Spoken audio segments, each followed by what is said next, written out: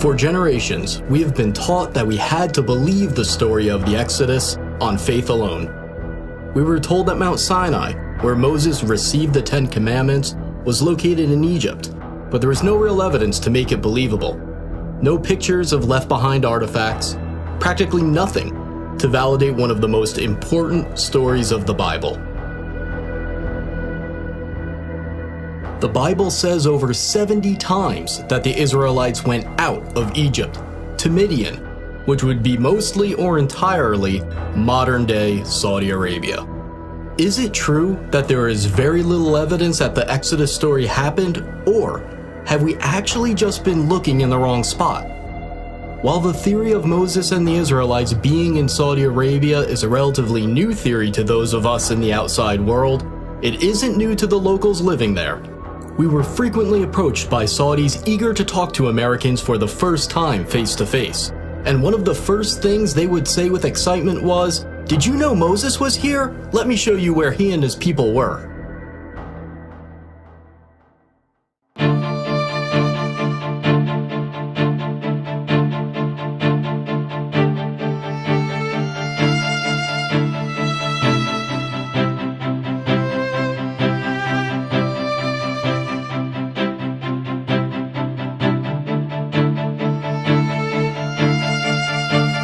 The tradition that the mountain in Egypt's Sinai Peninsula is Mount Sinai only dates back to the 4th century AD. New research based on Jewish, Christian, and Islamic sources indicate that there is a tradition that is 600 years older, and according to that tradition, Mount Sinai is in northwest Saudi Arabia. This other tradition points to Jabal Makla, a peak on the mountain range known as Jebel al-Lawz, as the true Mountain of Moses. Several historical sources, including Josephus, recorded that Mount Sinai is the highest mountain near a city that is today called Al-Bad. Locals refer to Jabal Makla as Jebel Musa, the Mountain of Moses. So you call this one Jabal Musa? Jabal Musa. One of the distinguishing features of this mountain is the blackened top that you can see right behind me. The Bible says that God descended upon Mount Sinai as a fire. The blackened peaks stick out from the surrounding areas, and the rocks are only black from the outside. Researchers disagree as to whether the blackened rocks are actual evidence of God descending upon the mountain as a fire like the Bible says, or whether it's natural volcanic rock. A small handful of Americans tried to sneak into this area in the late 1970s and the 1980s. They were arrested, and their photos and videos were confiscated by the Saudi police. Their evidence was lost. However, images and videos slowly began leaking out to the outside world. According to those who snuck in and were arrested, these sites were being kept secret by the Saudi regime, a theocracy that hid them from the world using fences and police and the threat of force. As I tried to understand why the Saudis were hiding this important site, I began reaching out to sources in the Islamic world. For 15 years, I've been in the fields of intelligence, counterterrorism, and international relations, and one of my best contacts had a story to tell. He used to belong to a jihadist group, and he even had meetings with Pakistani intelligence and close associates of Osama bin Laden. And now, he's speaking out for the first time. When I was in the jihad world, we all knew that the Mount Sinai was in Saudi Arabia. The people on the outside, even most Muslims, had no idea that it was there, because we fighters didn't want anyone to know about it. We all knew that the Saudi government hid it and protected it with security, and we all agreed with it. We believe that if a site, even a holy site, is visited by people and used for idolatry, it should be destroyed. But our hiding it, according to the Islamic law, is what saved it, so you can see it today and appreciate it.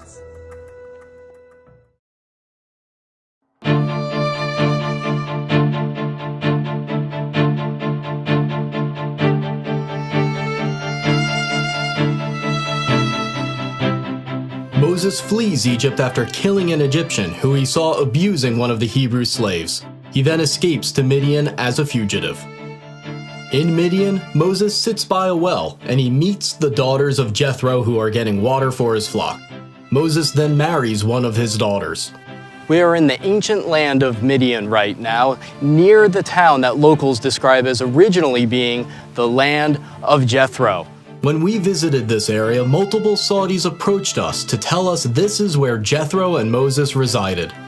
They excitedly pointed to an ancient well that is fenced off and marked as an archaeological site. The Saudis have long believed that this is the well where Moses met the daughters of Jethro, and Muslims from around the world come to see it.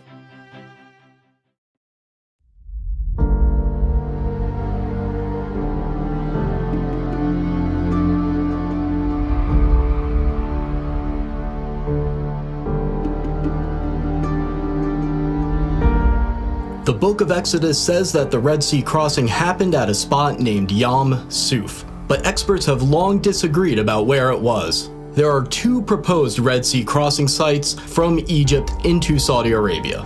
The first candidate is at the Straits of Tiran, at the bottom of Egypt's Sinai Peninsula. The second candidate is at Egypt's Nuweiba Beach. Dr. Glenn Fritz, who has a PhD in environmental geography, conducted a massive study of the land and all the historical references about where the crossing happened. He found only one exact match: Egypt's Nuweiba Beach. Nuweiba Beach is almost 5 miles long and 3 miles wide, providing enough room for the Israelite population to fit. Here, they'd be trapped with the mountains on both sides, the Red Sea in front of them, and Pharaoh's army right behind them. Amazingly, there is a path under the water from Egypt into Saudi Arabia. The path is not too steep. The Israelites could have easily walked across if the waters were parted.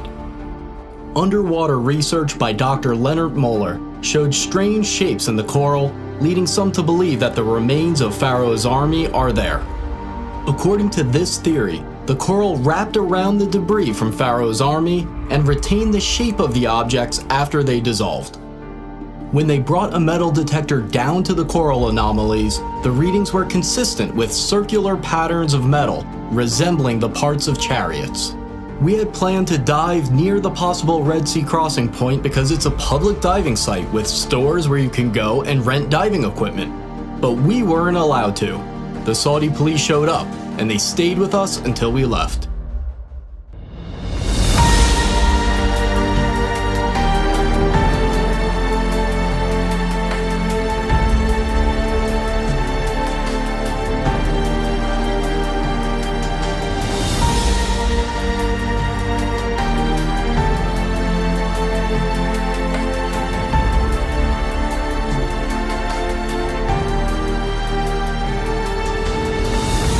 After the Red Sea crossing, Moses and the Israelites stop at a place near Mount Sinai named Elim. Desperate for water, they find a unique location with 12 wells and 70 palms. Along the path to the possible real Mount Sinai, there is a match for Elim with many palm trees and, to this day, 12 wells. Saudi locals pointed us to this location and specifically referred to it as Elim.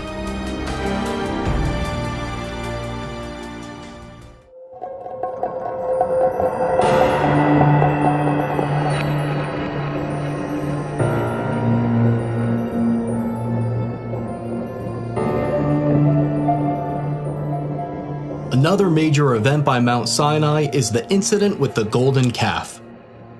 While Moses is up on Mount Sinai, some of his followers begin worshiping a golden calf.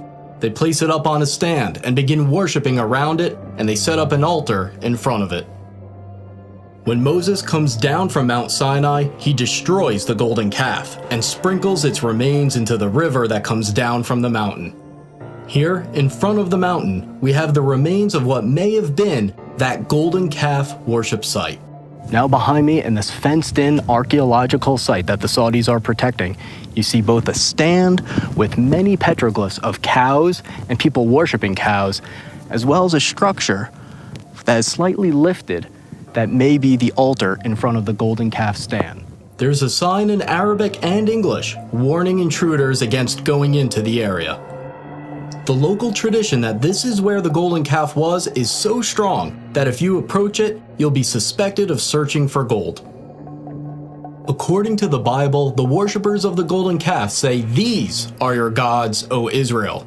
This verse indicates that there are multiple depictions of bulls as the Israelites are worshiping the golden calf. On the top of the stand where the golden calf would have been placed, there is a circular indent where the rock has been worn down. It's speculated that this is where Moses grounded the golden calf into powder.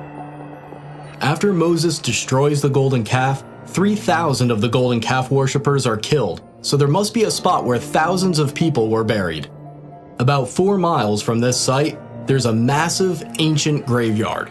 It appears to be a mass burial site where the graves were dug all at once. It's located just outside the plain where the Israelites would have camped, so it's exactly where it should be if this is where that story took place.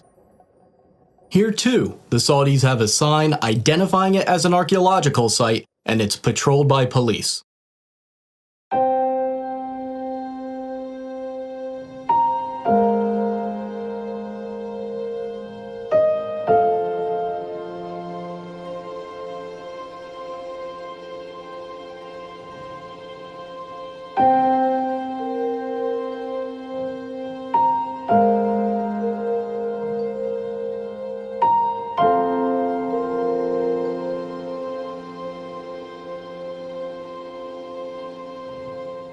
The book of Exodus says that Moses built an altar of uncut stone at the foot of Mount Sinai and also set up 12 pillars to symbolize the 12 tribes of Israel. Right here at the foot of the mountain, we see this structure that resembles an ancient altar. And what we are standing in right now is probably the animal chutes that would lead them to sacrifice at the foot of the mountain. The animal chutes lead to this area of the structure, which may have been the slaughter platform for animal sacrifices. The Saudis, of course, say that this has nothing to do with Moses, but they admit that they found animal waste and bones underneath this area when they dug. People who have been to this site decades ago say that this site used to be much cleaner, and you could more clearly see the remains of about 12 pillars, as well as a stone platform that they would stand on. Near the altar and the 12 pillars, Moses reads to the Israelites the Book of the Covenant, and they agree to it. This means that Moses probably had a spot right above the altar that served as a stage in order to address the people. Right above this area with the altar and the pillars, there is an area that could have been a perfect spot for Moses to be seen and heard when the covenant is made. A Saudi local actually pointed to this part of the mountain and showed us how Moses' voice would have echoed like he was speaking in a natural amphitheater. The Bible says that a brook flowed down from Mount Sinai, providing water for the Israelites. The brook must have come down near the altar at the foot of the mountain for the sacrifices to take place, and the brook must have come near the golden calf because Moses threw its remains into the river. It's very easy to see where there was once a stream coming down from this mountain, where there's evidence of burnt sacrifices. It then ends up near the possible golden calf worship site. There's even evidence of wells around the area where a pool of water would have formed, proving that a large population once lived there. According to the Bible, the prophet Elijah travels to Mount Sinai, and once he gets there, he goes into a cave, and that's where he talks to God. The real Mount Sinai must therefore have a cave that is accessible, safe, and suitable for sleeping. This cave above the altar is about 15 feet high, 20 feet long, and 20 feet deep. If this is the real Mount Sinai, then this is almost certainly the Cave of Elijah.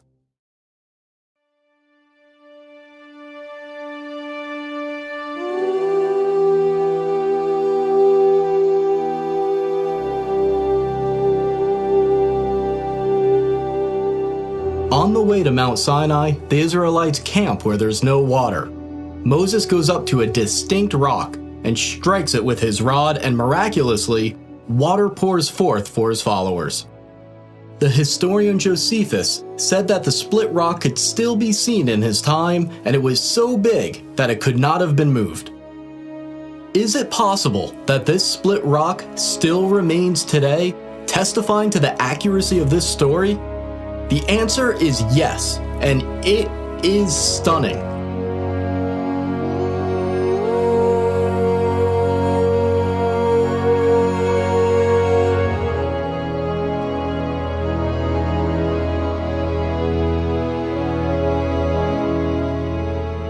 This split rock was first discovered by Jim and Penny Caldwell, an American couple that was working in Saudi Arabia in the early 1990s.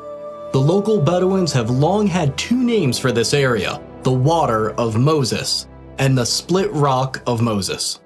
This split rock is on top of a 100-foot hill and is somewhere between 40 and 60 feet high. And what's really amazing about this specific location in the valley along the possible route to Mount Sinai is that the rocks underneath the split rock are smooth, as if tons and tons of water poured forth, forming a miniature lake at the bottom for the Israelites to drink from. If you have a relationship with a local, they'll tell you that this area is related to Moses, but the Bedouins that live here will try to keep you out. We saw this firsthand as we were chased out of the area. Okay, so we are flooring it. We're gonna see if this guy follows us. We heard 2 gunshots. This guy's like, doesn't really want to party.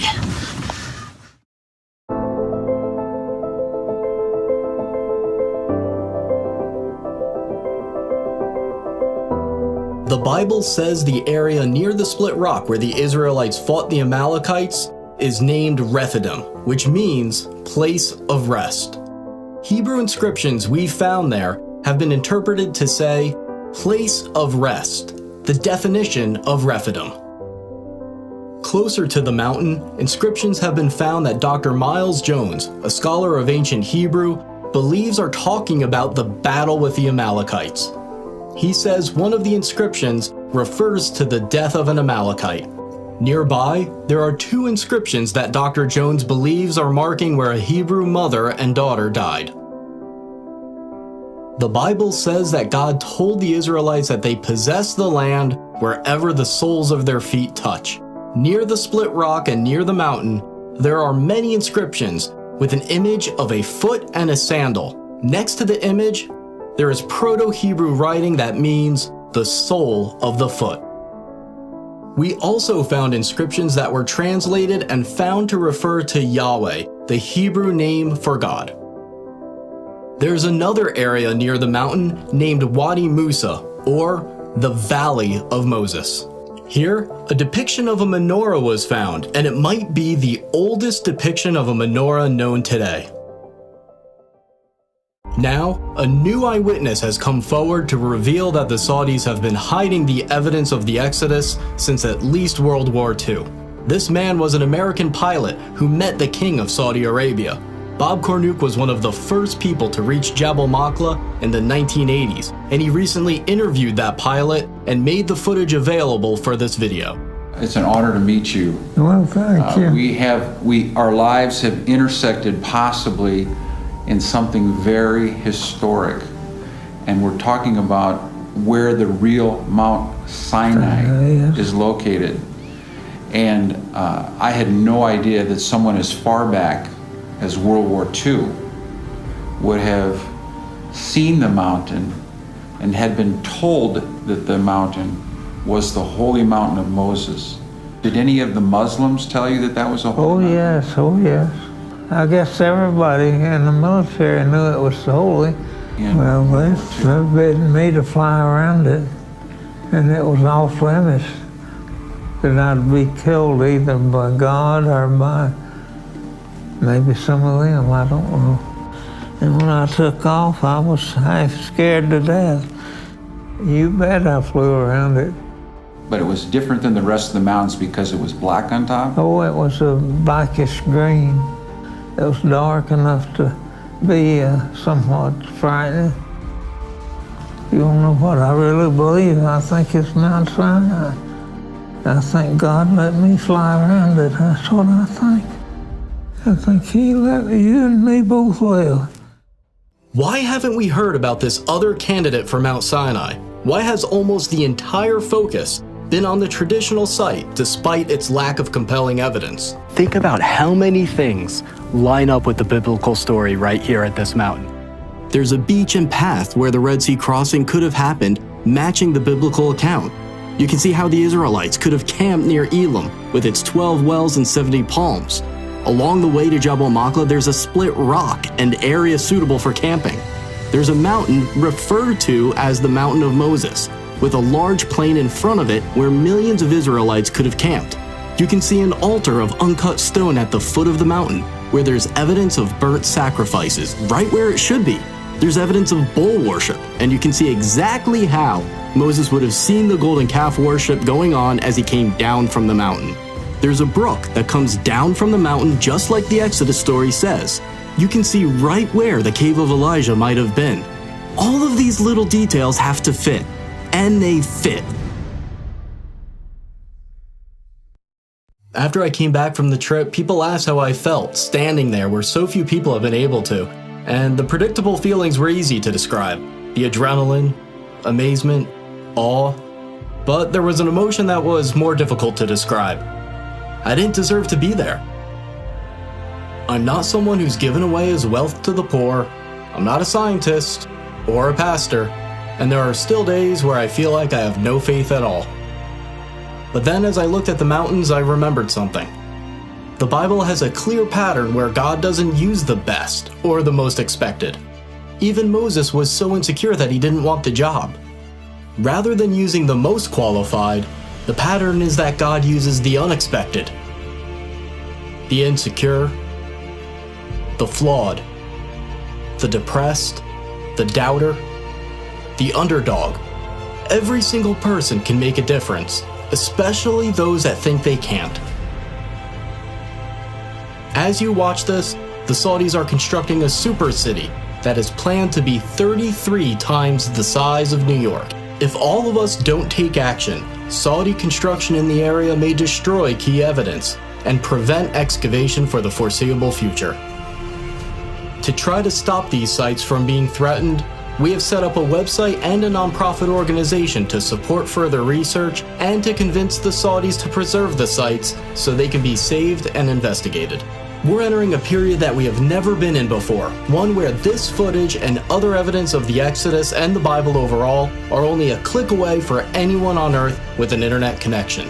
And as these sites are revealed, it will change the Middle East forever and impact the billions of people who follow Judaism, Christianity, Islam, and those with no faith at all.